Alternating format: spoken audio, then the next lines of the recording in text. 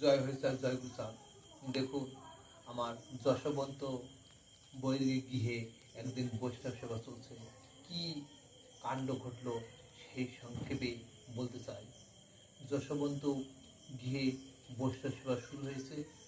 ওনার ছোট ছেলে বৈষ্ণব দাস, ছোট্ট বাচ্চা, হাঁটতে হাঁটতে উনি পুকুরের ঘাটের দিকে গিয়ে পুকুরে পড়ে গেছে। এদিকে বৈষ্ণব সেবা শুরু হয়েছে। ওনার স্ত্রী খুঁজছে ওনার সন্তানকে, কোথায় খুঁজে খুঁজে না পেয়ে পুকুর ঘাটের দিকে গিয়ে দেখে কি ওই পুকুরের ঘাটে জলের তলে ডুবে আছে।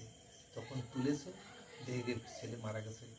এই মতো অবস্থায় উনি ওখানে চেঁচিয়ে উঠেছে যে আমার ছেলে মারা গেছে।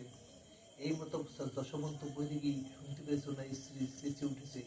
ওখান থেকে উঠে গিয়ে দেখে যেন পুত্র সন্তান মারা গেছে। ওনার স্ত্রীর মুখ চেপে ধরেছে, বলছে আর একটু আওয়াজ করবে না।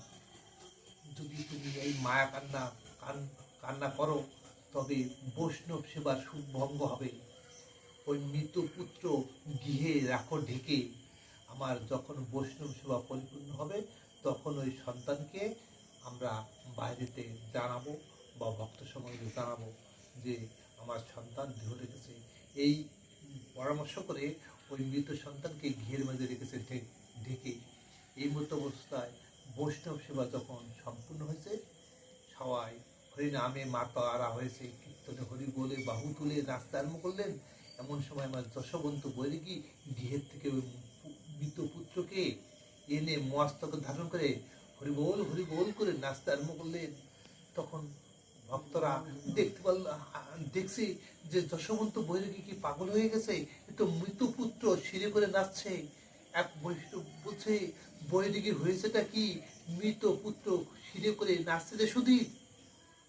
বলছে কি হয়েছে, কথা বলছে না।